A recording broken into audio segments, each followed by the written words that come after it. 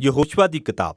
ਆਓ ਹੁਣ ਤੱਕ ਦੀ ਕਹਾਣੀ ਨੂੰ ਯਾਦ ਕਰੀਏ। ਪਰਮੇਸ਼ਵਰ ਨੇ ਅਬਰਾਹਮ ਨੂੰ ਚੁਣਿਆ ਅਤੇ ਫਿਰ ਉਸ ਦਾ ਪਰਿਵਾਰ ਇਸਰਾਏਲ ਕੌਮ ਬਣਿਆ, ਜੋ ਫਿਰ ਮਿਸਰ ਵਿੱਚ ਗੁਲਾਮ ਹੋ ਗਏ। ਅਤੇ ਮੂਸਾ ਦੁਆਰਾ ਪਰਮੇਸ਼ਵਰ ਨੇ ਇਸਰਾਏਲ ਨੂੰ ਮਿਸਰ ਵਿੱਚੋਂ ਬਾਹਰ ਕੱਢਿਆ। ਉਸ ਨੇ ਉਹਨਾਂ ਨਾਲ ਸਨਈ ਪਹਾੜ ਉੱਤੇ ਨੇਮ ਬੰਨ੍ਹਿਆ ਅਤੇ ਉਹਨਾਂ ਨੂੰ ਉਜਾੜ ਵਿੱਚੋਂ ਲੰਘਾਇਆ। ਇਸਰਾਏਲ ਨੇ ਫਿਰ ਵਾਅਦਾ ਕੀਤੇ ਦੇਸ਼ ਦੇ ਬਾਹਰ ਡੇਰਾ ਲਾਇਆ ਅਤੇ ਮੂਸਾ ਨੇ ਉਹਨਾਂ ਨੂੰ ਪਰਮੇਸ਼ਵਰ ਦੇ ਹੁਕਮਾਂ ਦੀ ਪਾਲਣਾ ਕਰਨ ਲਈ ਕਿਹਾ, ਤਾਂ ਜੋ ਉਹ ਬਾਕੀ ਸਾਰੀਆਂ ਕੌਮਾਂ ਨੂੰ ਦਿਖਾ ਸਕਣ ਕਿ ਪਰਮੇਸ਼ਵਰ ਕਿਹੋ ਜਿਹਾ ਹੈ। ਯਹੋਸ਼ੂਆ ਦੀ ਕਿਤਾਬ ਦਾ ਆਰੰਭ ਮੂਸਾ ਦੀ ਮੌਤ ਤੋਂ ਤੁਰੰਤ ਬਾਅਦ ਹੁੰਦਾ ਹੈ ਅਤੇ ਇਸਰਾਏਲ ਉਸ ਦੇਸ਼ ਵਿੱਚ ਦਾਖਲ ਹੋਣ ਲਈ ਤਿਆਰ ਹੁੰਦਾ ਹੈ। ਯਹੋਸ਼ੂਆ ਦੀ ਕਹਾਣੀ ਨੂੰ 4 ਮੁੱਖ ਘਟਨਾਵਾਂ ਨਾਲ ਰਚਿਆ ਗਿਆ ਹੈ। ਯਹੋਸ਼ੂਆ ਪਹਿਲਾਂ ਵਾਅਦੇ ਕੀਤੇ ਹੋਏ ਦੇਸ਼ ਵਿੱਚ ਇਸਰਾਏਲ ਦੀ ਅਗਵਾਈ ਕਰਦਾ ਹੈ ਅਤੇ ਫਿਰ ਉੱਥੇ ਪਹੁੰਚਣ ਤੋਂ ਬਾਅਦ ਉਹ ਕਨਾਨੀਆਂ ਦੇ ਵਿਰੋਧ ਦਾ ਸਾਹਮਣਾ ਕਰਦੇ ਹਨ ਅਤੇ ਇਸ ਲਈ ਉਹ ਉਹਨਾਂ ਨਾਲ ਯੁੱਧ ਕਰਦੇ ਹਨ। ਫਿਰ ਉਹਨਾਂ ਦੀਆਂ ਜਿੱਤਾਂ ਤੋਂ ਬਾਅਦ ਯਹੋਸ਼ੂਆ ਨੇ ਵਾਅਦਾ ਕੀਤੇ ਦੇਸ਼ ਨੂੰ ਵਿਰਾਸਤ ਵਜੋਂ 12 ਗੋਤਾਂ ਵਿੱਚ ਵੰਡ ਦਿੱਤਾ ਅਤੇ ਫਿਰ ਪੁਸਤਕ ਇਹਨਾਂ ਅੰਤਿਮ ਵਚਨਾਂ ਨਾਲ ਸਮਾਪਤ ਹੁੰਦੀ ਹੈ ਜੋ ਯਹੋਸ਼ੂਆ ਲੋਕਾਂ ਨੂੰ ਦਿੰਦਾ ਹੈ। ਆਓ ਇਸ ਵਿੱਚ ਡੁਬਕੀ ਲਾਈਏ ਅਤੇ ਅਸੀਂ ਵੇਖੀਏ ਕਿ ਇਹ ਸਭ ਕਿਵੇਂ ਇਕੱਠੇ ਵਹਿੰਦਾ ਹੈ। ਪਹਿਲਾ ਭਾਗ ਮੂਸਾ ਦੀ ਮੌਤ ਤੋਂ ਆਰੰਭ ਹੁੰਦਾ ਹੈ ਅਤੇ ਯਹੋਸ਼ੂਆ ਨੂੰ ਇਸਰਾਏਲ ਦੇ ਨਵੇਂ ਆਗੂ ਦੇ ਰੂਪ ਵਿੱਚ ਨਿਯੁਕਤ ਕੀਤਾ ਜਾਂਦਾ ਹੈ ਅਤੇ ਲੇਖਕ ਜਾਣ ਬੁੱਝ ਕੇ ਯਹੋਸ਼ੂਆ ਨੂੰ ਨਵੇਂ ਮੂਸਾ ਵਜੋਂ ਪੇਸ਼ ਕਰਦਾ ਹੈ। ਮੂਸਾ ਦੀ ਤਰ੍ਹਾਂ ਯਹੋਸ਼ੂਆ ਲੋਕਾਂ ਨੂੰ ਤੁਰੇਤ ਦੀ ਪਾਲਣਾ ਕਰਨ ਲਈ ਕਹਿੰਦਾ ਹੈ, ਜਿਸ ਦਾ ਅਰਥ ਹੈ ਨੇਮ ਦੇ ਹੁਕਮ ਜੋ ਉਹਨਾਂ ਨੂੰ ਸਨਈ ਪਹਾੜ ਤੇ ਦਿੱਤੇ ਗਏ ਸਨ। ਅਤੇ ਫਿਰ ਯਹੋਸ਼ੂਆ ਦੇਸ਼ ਵਿੱਚ ਯਸੂਸ ਭੇਜਦਾ ਹੈ, ਜਿਵੇਂ ਮੂਸਾ ਨੇ ਗਿਣਤੀ ਦੀ ਕਿਤਾਬ ਅਧਿਆਏ 13 ਅਤੇ 14 ਵਿੱਚ ਭੇਜੇ ਸਨ। ਸਿਵਾਏ ਇਸ ਦੇ ਕਿ ਇਹ ਇਸ ਵਾਰ ਬਹੁਤ ਬਿਹਤਰ ਹੁੰਦਾ ਹੈ। ਦਰਅਸਲ ਕੁਝ ਕਨਾਨੀ ਲੋਕ ਵੀ ਮੁੜ ਕੇ ਇਸਰਾਏਲ ਦੇ ਪਰਮੇਸ਼ਵਰ ਦੇ ਪਿੱਛੇ ਚੱਲਦੇ ਹਨ। ਯਹੋਸ਼ੂਆ ਫਿਰ ਸਾਰੇ ਇਸਰਾਏਲ ਨੂੰ ਯਰਦਨ ਨਦੀ ਦੇ ਪਾਰ ਅਤੇ ਉਸ ਧਰਤੀ ਤੇ ਲੈ ਜਾਂਦਾ ਹੈ। ਜਿਵੇਂ ਕੂਚ ਵਿੱਚ ਮੂਸਾ ਦੇ ਲਈ ਸਮੁੰਦਰ ਅਲੱਗ ਹੋ ਗਿਆ ਸੀ, ਉਸੇ ਤਰ੍ਹਾਂ ਇੱਥੇ ਯਰਦਨ ਨਦੀ ਦੇ ਹਿੱਸੇ ਹੋਏ ਅਤੇ ਜਾਜਕਾਂ ਨੇ ਨੇਮ ਦੇ ਸੰਦੂਕ ਨੂੰ ਪਾਰ ਪਹੁੰਚਾਇਆ ਅਤੇ ਉਹਨਾਂ ਨਾਲ ਸਾਰੇ ਇਸਰਾਏਲ ਨੇ ਵੀ ਨਦੀ ਪਾਰ ਕੀਤੀ। ਹੁਣ ਅਧਿਆਏ 5 ਵਿੱਚ ਕਹਾਣੀ ਬਦਲਦੀ ਹੈ। ਲੋਕ ਪਰਮੇਸ਼ਵਰ ਦੇ ਨੇਮਬੱਧ ਲੋਕਾਂ ਵਜੋਂ ਆਪਣੀਆਂ ਜੜ੍ਹਾਂ ਵੱਲ ਮੁੜਦੇ ਹਨ ਅਤੇ ਇਸ ਲਈ ਨਵੀਂ ਪੀੜ੍ਹੀ ਦੀ ਸੁਨਤ ਕੀਤੀ ਜਾਂਦੀ ਹੈ ਅਤੇ ਉਹ ਦੇਸ਼ ਵਿੱਚ ਆਪਣਾ ਪਹਿਲਾ ਪਸਾਹ ਮਨਾਉਂਦੇ ਹਨ। ਪਰ ਫਿਰ ਉਹ ਮੁੜ ਕੇ ਅੱਗੇ ਵਧਣ ਲਈ ਤਿਆਰ ਹੋ ਜਾਂਦੇ ਹਨ। ਯਹੋਸ਼ੂਆ ਦੀ ਇੱਕ ਰਹੱਸਮਈ ਯੋਧੇ ਨਾਲ ਮੁਲਾਕਾਤ ਹੁੰਦੀ ਹੈ, ਜਿਸ ਦਾ ਫਿਰ ਇਹ ਪਤਾ ਲੱਗਦਾ ਹੈ ਕਿ ਉਹ ਪਰਮੇਸ਼ਵਰ ਦੀ ਫੌਜ ਦਾ ਸੈਨਾਪਤੀ ਦੂਤ ਹੈ। ਫਿਰ ਯਹੋਸ਼ੂਆ ਪੁੱਛਦਾ ਹੈ, ਕੀ ਤੂੰ ਸਾਡੀ ਵੱਲ ਹੈ ਜਾਂ ਫਿਰ ਸਾਡੇ ਦੁਸ਼ਮਣਾਂ ਵੱਲ ਹੈ?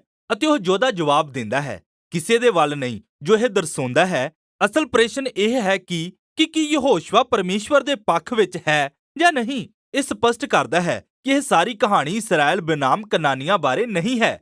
ਇਸ ਦੀ ਬਜਾਏ ਇਹ ਪਰਮੇਸ਼ਵਰ ਦੀ ਲੜਾਈ ਹੈ ਅਤੇ ਇਸਰਾਏਲ ਪਰਮੇਸ਼ਵਰ ਦੀ ਯੋਜਨਾ ਵਿੱਚ ਦਰਸ਼ਕਾਂ ਦੀ ਜਾਂ ਕਈ ਵਾਰ ਸਮਰਥਕਾਂ ਦੀ ਭੂਮਿਕਾ ਨਿਭਾਉਣ ਜਾ ਰਿਹਾ ਹੈ, ਜੋ ਅਗਲੇ ਭਾਗ ਵੱਲ ਲੈ ਜਾਂਦਾ ਹੈ। ਸਾਨੂੰ ਇੱਥੇ ਵੱਖੋ ਵੱਖਰੀ ਕਨਾਨੀ ਸਮੂਹਾਂ ਨਾਲ ਹੋਏ ਇਸਰਾਏਲ ਦੇ ਸਾਰੇ ਯੁੱਧਾਂ ਦੇ ਬਿਰਤਾਂਤ ਮਿਲਦੇ ਹਨ। ਪਹਿਲਾ ਭਾਗ 2 ਲੜਾਈਆਂ ਦੀ ਕਹਾਣੀ ਨੂੰ ਵਿਸਤਾਰ ਨਾਲ ਬਿਆਨ ਕਰਦਾ ਹੈ ਅਤੇ ਇਸ ਤੋਂ ਬਾਅਦ ਛੋਟੀਆਂ ਕਹਾਣੀਆਂ ਦੀ ਇੱਕ ਲੜੀ ਆਉਂਦੀ ਹੈ ਜੋ ਸਾਲਾਂ ਦੀਆਂ ਲੜਾਈਆਂ ਨੂੰ ਕੁਝ ਸੰਖੇਪ ਸਾਰਾਂਸ਼ਾਂ ਵਿੱਚ ਵਰਣਨ ਕਰਦੀ ਹੈ। ਪਹਿਲੀਆਂ 2 ਲੜਾਈਆਂ ਯਰੀਹੋ ਅਤੇ ਫਿਰ ਆਈ ਦੇ ਵਿਰੁੱਧ ਹਨ ਅਤੇ ਉਹ ਪਰਮੇਸ਼ਵਰ ਦੀ ਵਫ਼ਾਦਾਰੀ ਬਨਾਮ ਇਸਰਾਏਲ ਦੀ ਅਸਫਲਤਾ ਦੇ ਵਿਪਰੀਤ ਚਿੱਤਰ ਪੇਸ਼ ਕਰਦੇ ਹਨ।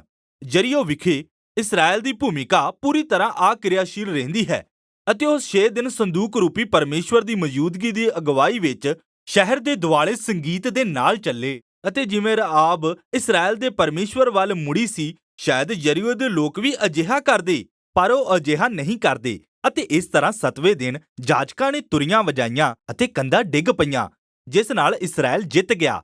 ਕਹਾਣੀ ਵਿੱਚ ਮੁੱਖ ਗੱਲ ਇਹ ਹੈ ਕਿ ਪਰਮੇਸ਼ਵਰ ਹੀ ਹੈ ਜੋ ਆਪਣੇ ਲੋਕਾਂ ਨੂੰ ਬਚਾਉਂਦਾ ਹੈ। ਇਸਰਾਏਲ ਨੂੰ ਸਿਰਫ ਭਰੋਸਾ ਅਤੇ ਉਡੀਕ ਕਰਨ ਦੀ ਲੋੜ ਸੀ। ਹੁਣ ਅਗਲੀ ਕਹਾਣੀ ਜੋ ਆਈ ਦੇ ਨਾਲ ਯੁੱਧ ਦੀ ਹੈ, ਇਸ ਦੇ ਉਲਟ ਹੈ। ਇੱਥੇ ਆਕਾਨ ਨਾਂ ਦਾ ਇੱਕ ਇਸਰਾਏਲੀ ਹੈ ਜੋ ਯਰੀਹੋ ਤੋਂ ਕੁਝ ਸਮਰਪਿਤ ਸਮਾਨ ਚੋਰੀ ਕਰਦਾ ਹੈ, ਜੋ ਕਿ ਕੇਵਲ ਪਰਮੇਸ਼ਵਰ ਦਾ ਹੋਣਾ ਚਾਹੀਦਾ ਸੀ, ਅਤੇ ਫਿਰ ਉਹ ਇਸ ਬਾਰੇ ਝੂਠ ਬੋਲਦਾ ਹੈ। ਇਹ ਪਰਮੇਸ਼ਵਰ ਦੁਆਰਾ ਇਸਰਾਏਲ ਦੇ ਨਾਲ ਇੰਨਾ ਸਭ ਕਰਨ ਤੋਂ ਬਾਅਦ ਇੱਕ ਬਹੁਤ ਹੀ ਲੰਗੜੀ ਚਾਲ ਸੀ। ਅਤੇ ਫਿਰ ਇਸਰਾਏਲ ਆਈ ਸ਼ਹਿਰ ਦੇ ਨਾਲ ਯੁੱਧ ਕਰਨ ਨੂੰ ਜਾਂਦਾ ਹੈ ਅਤੇ ਉਹ ਪੂਰੀ ਤਰ੍ਹਾਂ ਹਾਰ ਜਾਂਦੇ ਹਨ। ਹੁਣ ਨਿਮਰਤਾ ਨਾਲ ਤੋਬਾ ਕਰਨ ਅਤੇ ਆਕਾਨ ਦੇ ਪਾਪ ਲਈ ਸਜ਼ਾ ਦੇਣ ਤੋਂ ਬਾਅਦ ਹੀ ਇਸਰਾਏਲ ਨੂੰ ਜਿੱਤ ਪ੍ਰਾਪਤ ਹੁੰਦੀ ਹੈ। ਅਤੇ ਇਸ ਲਈ ਇਹ ਦੋਵੇਂ ਕਹਾਣੀਆਂ ਇੱਕ ਮਹੱਤਵਪੂਰਨ ਬਿੰਦੂ ਨੂੰ ਸਾਹਮਣੇ ਲਿਆਉਣ ਦੇ ਉਦੇਸ਼ ਨਾਲ ਰੱਖੀਆਂ ਗਈਆਂ ਹਨ। ਜੇ ਇਸਰਾਏਲ ਧਰਤੀ ਦਾ ਵਾਰਸ ਬਣਨ ਜਾ ਰਿਹਾ ਹੈ ਤਾਂ ਉਹਨਾਂ ਨੂੰ ਆਗਿਆਕਾਰੀ ਹੋਣਾ ਚਾਹੀਦਾ ਹੈ ਅਤੇ ਪਰਮੇਸ਼ਵਰ ਦੇ ਹੁਕਮਾਂ ਤੇ ਭਰੋਸਾ ਕਰਨਾ ਚਾਹੀਦਾ ਹੈ। ਉਹਨਾਂ ਨੂੰ ਕੋਈ ਖਾਸ ਵਿਵਹਾਰ ਨਹੀਂ ਮਿਲਿਆ। ਹੁਣ ਇਸ ਭਾਗ ਦਾ ਦੂਜਾ ਭਾਗ ਗਿਬਿਓਨੀਆਂ, ਇੱਕ ਕਨਾਨੀ ਲੋਕਾਂ ਦੇ ਸਮੂਹ ਨਾਲ ਸ਼ੁਰੂ ਹੁੰਦਾ ਹੈ ਅਤੇ ਉਹ ਉਹੀ ਕਰਦੇ ਹਨ ਜੋ ਰਹਾਬ ਨੇ ਕੀਤਾ ਸੀ। ਉਹ ਇਸਰਾਏਲੀਆਂ ਦੇ ਪਰਮੇਸ਼ਵਰ ਦੇ ਪਿੱਛੇ ਚੱਲਣ ਲਈ ਮੁੜੇ ਅਤੇ ਉਹਨਾਂ ਨੇ ਇਸਰਾਏਲ ਨਾਲ ਮੇਲ ਕੀਤਾ। ਇਹ ਹੋਰ ਸਾਰੇ ਕਨਾਨੀ ਰਾਜਿਆਂ ਦੇ ਉਲਟ ਹੈ ਜੋ ਸੰਧੀਆਂ ਅਤੇ ਗੱਠਜੋੜ ਕਰਨਾ ਸ਼ੁਰੂ ਕਰਦੇ ਹਨ ਅਤੇ ਉਹ ਇਸਰਾਏਲ ਨੂੰ ਤਬਾਹ ਕਰਨਾ ਚਾਹੁੰਦੇ ਹਨ। ਤਾਂ ਇਸਰਾਏਲ ਉਹਨਾਂ ਨਾਲ ਯੁੱਧ ਕਰਦਾ ਹੈ ਅਤੇ ਉਹ ਵੱਡੀ ਜਿੱਤ ਨਾਲ ਜਿੱਤਦਾ ਹੈ। ਅਤੇ ਇਸ ਲਈ ਇਹ ਪੂਰਾ ਭਾਗ ਮੂਸਾ ਦੁਆਰਾ ਅਤੇ ਫਿਰ ਯਹੋਸ਼ੁਆ ਦੁਆਰਾ ਜਿੱਤੀਆਂ ਗਈਆਂ ਇਹਨਾਂ ਸਾਰੀਆਂ ਜਿੱਤਾਂ ਦੀ ਸੰਖੇਪ ਸੂਚੀ ਦੇ ਨਾਲ ਸਮਾਪਤ ਹੁੰਦਾ ਹੈ। ਹੁਣ ਆਓ ਇੱਕ ਸੈਕਿੰਡ ਲਈ ਰੁਕ ਜਾਈਏ, ਕਿਉਂਕਿ ਮੁਸ਼ਕਲਾਂ ਇਹ ਹਨ ਕਿ ਇਹ ਕਹਾਣੀਆਂ ਅਤੇ ਉਹਨਾਂ ਵਿੱਚ ਪਾਈ ਜਾਣ ਵਾਲੀ ਹਿੰਸਾ ਤੁਹਾਨੂੰ ਪਰੇਸ਼ਾਨ ਕਰਨ ਜਾ ਰਹੀਆਂ ਹਨ। ਅਤੇ ਜੇ ਤੁਸੀਂ ਯਿਸੂ ਦੇ ਚੇਲੇ ਹੋ ਤਾਂ ਤੁਸੀਂ ਹੈਰਾਨ ਹੋਵੋਗੇ ਕਿ ਕੀ ਯਿਸੂ ਨੇ ਨਹੀਂ ਕਿਹਾ ਕਿ ਆਪਣੇ ਦੁਸ਼ਮਣਾਂ ਨੂੰ ਪਿਆਰ ਕਰੋ? ਪਰਮੇਸ਼ਵਰ ਇੱਥੇ ਯੁੱਧ ਦਾ ਐਲਾਨ ਕਿਉਂ ਕਰ ਰਿਹਾ ਹੈ? ਤਾਂ ਪਹਿਲਾਂ ਕਨਾਨੀ ਕਿਉਂ? ਮੁੱਖ ਕਾਰਨ ਅਸਲ ਵਿੱਚ ਬਾਈਬਲ ਦੀ ਕਹਾਣੀ ਵਿੱਚ ਪਹਿਲੇ ਹੀ ਦਿੱਤੇ ਗਏ ਹਨ। ਇਹ ਜੋ ਕਨਾਨੀਆਂ ਦਾ ਸੱਭਿਆਚਾਰ ਨੈਤਿਕ ਤੌਰ ਤੇ ਭ੍ਰਿਸ਼ਟ ਹੋ ਗਿਆ ਸੀ, ਖਾਸ ਕਰ ਜਦੋਂ ਜਿਨਸੀ ਸਬੰਧਾਂ ਦੀ ਗੱਲ ਆਉਂਦੀ ਹੈ। ਲੇਵੀਆਂ ਦੀ ਪੋਥੀ ਅਧਿਆਇ 18 ਵੇਖੋ, ਅਤੇ ਉਹ ਵਿਆਪਕ ਤੌਰ ਤੇ ਬੱਚਿਆਂ ਦੀਆਂ ਬਲੀਆਂ ਵੀ ਚੜਾਇਆ ਕਰਦੇ ਸਨ। ਬਿਵਸਥਾ ਸਾਰ ਅਧਿਆਇ 12 ਦੇਖੋ। ਪਰਮੇਸ਼ਵਰ ਨਹੀਂ ਚਾਹੁੰਦਾ ਸੀ ਕਿ ਇਹ ਪ੍ਰਥਾ ਇਸਰਾਏਲ ਨੂੰ ਪ੍ਰਭਾਵਿਤ ਕਰੇ, ਇਸ ਲਈ ਕਨਾਨੀਆਂ ਨੂੰ ਜਾਣਾ ਪਵੇਗਾ। ਇਸ ਨਾਲ ਦੂਜਾ ਸਵਾਲ ਉੱਠਦਾ ਹੈ ਕਿ ਅਸਲ ਵਿੱਚ ਪਰਮੇਸ਼ਵਰ ਨੇ ਜਾਤੀ ਹੱਤਿਆ ਵਾਂਗ ਸਾਰੇ ਕਨਾਨੀਆਂ ਦੇ ਵਿਨਾਸ਼ ਦਾ ਹੁਕਮ ਦਿੱਤਾ ਸੀ। ਪਹਿਲੀ ਨਜ਼ਰ ਤੇ ਤੁਸੀਂ ਇਹਨਾਂ ਕਹਾਣੀਆਂ ਵਿੱਚ ਵਰਤੇ ਗਏ ਵਾਕਾਂਸ਼ਾਂ ਨੂੰ ਵੇਖੋ। ਉਹਨਾਂ ਨੇ ਉਹਨਾਂ ਨੂੰ ਪੂਰੀ ਤਰ੍ਹਾਂ ਤਬਾਹ ਕਰ ਦਿੱਤਾ। ਉਹਨਾਂ ਨੇ ਕਿਸੇ ਨੂੰ ਜਿਉਂਦਾ ਨਾ ਛੱਡਿਆ ਜਾਂ ਸਾਹ ਲੈਣ ਵਾਲਾ ਕੋਈ ਨਹੀਂ ਛੱਡਿਆ। ਪਰ ਜਦੋਂ ਤੁਸੀਂ ਦੂਜੀ ਵਾਰ ਵਧੇਰੇ ਨੇੜਿਓਂ ਵੇਖਦੇ ਹੋ ਤਾਂ ਤੁਸੀਂ ਦੇਖੋਗੇ ਕਿ ਇਹ ਵਾਕਾਂਸ਼ ਸਪਸ਼ਟ ਤੌਰ ਤੇ ਅਤਕਥਨੀ ਹਨ ਅਤੇ ਸ਼ਾਬਦਿਕ ਨਹੀਂ ਹੈ। ਵਿਵਸਥਾ ਸਾਰ ਅਧਿਆਇ 7 ਵਿੱਚ ਕਨਾਨੀਆਂ ਬਾਰੇ ਮੂਲ ਹੁਕਮਾਂ ਤੇ ਵਾਪਸ ਜਾਓ। ਇਸਰਾਏਲ ਨੂੰ ਪਹਿਲਾਂ ਕਨਾਨੀਆਂ ਨੂੰ ਬਾਹਰ ਕੱਢਣ ਲਈ ਕਿਹਾ ਗਿਆ ਸੀ, ਪਰ ਫਿਰ ਉਹਨਾਂ ਨੂੰ ਪੂਰੀ ਤਰ੍ਹਾਂ ਨਸ਼ਟ ਕਰਨ ਲਈ, ਅਤੇ ਫਿਰ ਉਹਨਾਂ ਨਾਲ ਵਿਆਹ ਨਾ ਕਰਨ ਜਾਂ ਉਹਨਾਂ ਨਾਲ ਵਪਾਰ ਨਾ ਕਰਨ ਦੇ ਹੁਕਮ ਦਿੱਤੇ ਸਨ। ਮੈਨੂੰ ਲੱਗਦਾ ਹੈ ਤੁਸੀਂ ਗੱਲ ਸਮਝ ਗਏ ਹੋ।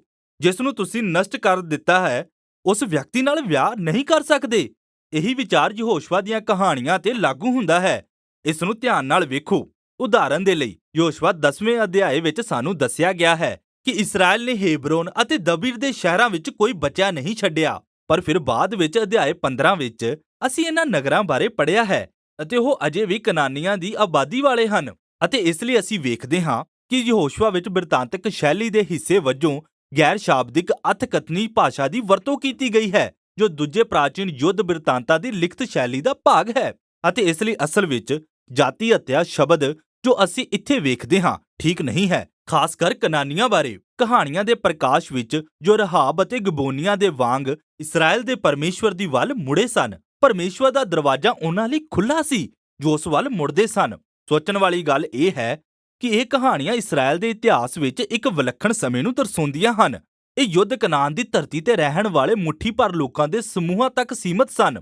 ਪਰਮੇਸ਼ਵਰ ਨੇ ਇਸਰਾਏਲ ਨੂੰ ਹੋਰ ਸਾਰੀਆਂ ਕੌਮਾਂ ਨਾਲ ਸ਼ਾਂਤੀ ਬਣਾਈ ਰੱਖਣ ਦਾ ਹੁਕਮ ਦਿੱਤਾ ਸੀ। ਬਿਵਸਥਾ ਸਾਰ ਅਧਿਆਇ 20 ਪੜ੍ਹੋ। ਇਸ ਲਈ ਇਹਨਾਂ ਯੁੱਧ ਕਹਾਣੀਆਂ ਦਾ ਉਦੇਸ਼ ਤੁਹਾਨੂੰ ਪਾਠਕਾਂ ਨੂੰ ਕਦੇ ਵੀ ਇਹ ਕਹਿਣਾ ਨਹੀਂ ਸੀ ਕਿ ਪਰਮੇਸ਼ਵਰ ਦੇ ਨਾਮ ਤੇ ਹਿੰਸਾ ਕਰੋ। ਇਸ ਦੀ ਬਜਾਏ ਦਰਸਾਉਂਦੀਆਂ ਹਨ ਕਿ ਪਰਮੇਸ਼ਵਰ ਇਤਿਹਾਸ ਦੇ ਇੱਕ ਵਿਲੱਖਣ ਸਮੇਂ ਮਨੁੱਖੀ ਬੁਰਾਈ ਤੇ ਆਪਣਾ ਨਿਆਂ ਲਿਆਉਂਦਾ ਹੈ ਅਤੇ ਕਿਵੇਂ ਉਸ ਨੇ ਕਨਾਨੀਆਂ ਦੁਆਰਾ ਇਸਰਾਏਲ ਨੂੰ ਨਾਸ਼ ਹੋਣ ਤੋਂ ਬਚਾਇਆ। ਹੁਣ ਆਓ ਕਿਤਾਬ ਦੀ ਰਚਨਾ ਤੇ ਵਾਪਸ ਚੱਲੀਏ। ਸਾਲਾਂ ਦੇ ਯੁੱਧਾਂ ਦੇ ਬਾਅਦ ਅਸੀਂ ਇੱਕ ਬਿਰਧ ਯਹੋਸ਼ੁਆ ਨੂੰ ਵੇਖਦੇ ਹਾਂ ਅਤੇ ਉਹ ਇਸਰਾਏਲ ਦੇ 12 ਗੋਤਾਂ ਲਈ ਧਰਤੀ ਨੂੰ ਵੰਡਣਾ ਸ਼ੁਰੂ ਕਰਦਾ ਹੈ। ਇਸ ਵਿੱਚੋਂ ਜ਼ਿਆਦਾਤਰ ਭਾਗ ਸੀਮਾ ਰੇਖਾਵਾਂ ਦੀਆਂ ਸੂਚੀਆਂ ਹਨ ਅਤੇ ਸੱਚ ਕਹੀਏ ਤਾਂ ਇਹ ਇੱਕ ਕਿਸਮ ਦਾ ਅਕਾਊ ਹੈ। ਇਹ ਇੱਕ ਅਜਿਹਾ ਨਕਸ਼ਾ ਪੜਨ ਵਰਗਾ ਹੈ ਜਿਸ ਵਿੱਚ ਕੋਈ ਤਸਵੀਰ ਨਹੀਂ ਹੈ, ਪਰ ਇਸਰਾਏਲੀਆਂ ਲਈ ਇਹ ਸੂਚੀਆਂ ਬਹੁਤ ਮਹੱਤਵਪੂਰਨ ਸਨ। ਇਹ ਅਬਰਾਹਮ ਨਾਲ ਕੀਤੇ ਗਏ ਪਰਮੇਸ਼ਵਰ ਦੇ ਪੁਰਾਣੇ ਵਾਅਦਿਆਂ ਦੀ ਪੂਰਤੀ ਸੀ ਕਿ ਉਸ ਦਾ ਵੰਸ਼ ਵਾਅਦਾ ਕੀਤੀ ਧਰਤੀ ਤੇ ਵਾਰਸ ਹੋਣਗੇ, ਅਤੇ ਇਸ ਲਈ ਹੁਣ ਇਹ ਸਭ ਕੁਝ ਹੋਣ ਜਾ ਰਿਹਾ ਸੀ ਬਿਲਕੁਲ ਵਿਸਤਾਰ ਨਾਲ। ਫਿਰ ਇਹ ਅੰਤਿਮ ਭਾਗ ਵੱਲ ਜਾਂਦਾ ਹੈ। ਯਹੋਸ਼ੁਆ ਇੱਥੇ ਲੋਕਾਂ ਨੂੰ 2 ਸੰਦੇਸ਼ ਦਿੰਦਾ ਹੈ। ਇਹ ਬਿਵਸਥਾ ਸਾਰ ਵਿੱਚ ਯਹੋਸ਼ੁਆ ਦੇ ਆਖਰੀ ਸੰਦੇਸ਼ਾਂ ਦੇ ਵਾਂਗ ਹੈ। ਯਹੋਸ਼ੁਆ ਉਹਨਾਂ ਨੂੰ ਪਰਮੇਸ਼ਵਰ ਦੀ ਦਇਆ ਦੀ ਯਾਦ ਦਿਵਾਉਂਦਾ ਹੈ ਕਿ ਕਿਵੇਂ ਉਹ ਉਹਨਾਂ ਨੂੰ ਦੇਸ਼ ਵਿੱਚ ਲਿਆਇਆ ਅਤੇ ਉਹਨਾਂ ਨੂੰ ਕਨਾਨੀਆਂ ਤੋਂ ਛੁਡਾਇਆ, ਅਤੇ ਇਸ ਲਈ ਉਹ ਉਹਨਾਂ ਨੂੰ ਕਨਾਨੀ ਦੇਵਤਿਆਂ ਤੋਂ ਦੂਰ ਰਹਿਣ ਅਤੇ ਨੇਮ ਪ੍ਰਤੀ ਵਫਾਦਾਰ ਰਹਿਣ ਲਈ ਕਹਿੰਦਾ ਹੈ। ਜੇ ਉਹ ਅਜਿਹਾ ਕਰਦੇ ਹਨ ਤਾਂ ਇਹ ਦੇਸ਼ ਵਿੱਚ ਜੀਵਨ ਅਤੇ ਬਰਕਤਾਂ ਦੀ ਅਗਵਾਈ ਕਰੇਗਾ, ਪਰ ਜੇ ਉਹ ਬੇਵਫਾ ਹੋਣਗੇ ਤਾਂ ਇਸਰਾਏਲ ਆਪਣੇ ਆਪ ਤੇ ਉਹੀ ਈਸ਼ਵਰੀ ਨਿਆਂ ਲਿਆਵੇਗਾ ਜਿਸ ਦਾ ਕਨਾਨੀਆਂ ਨੇ ਅਨੁਭਵ ਕੀਤਾ ਸੀ। ਉਹਨਾਂ ਨੂੰ ਦੇਸ਼ ਤੋਂ ਬਾਹਰ ਕੱਢ ਦਿੱਤਾ ਜਾਵੇਗਾ ਅਤੇ ਯਹੋਸ਼ੁਆ ਉਹਨਾਂ ਨੂੰ ਇੱਕ ਚੋਣ ਤੇ ਛੱਡ ਦਿੰਦਾ ਹੈ। ਇਸਰਾਏਲ ਹੁਣ ਕੀ ਕਰੇਗਾ? ਇਹੀ ਵੱਡਾ ਸਵਾਲ ਹੈ ਜੋ ਕਹਾਣੀ ਦੀ ਸਮਾਪਤੀ ਤੇ ਉੱਠਦਾ ਹੈ, ਅਤੇ ਯਹੋਸ਼ੁਆ ਦੀ ਕਿਤਾਬ ਲਈ ਬਸ ਇੰਨਾ ਹੀ।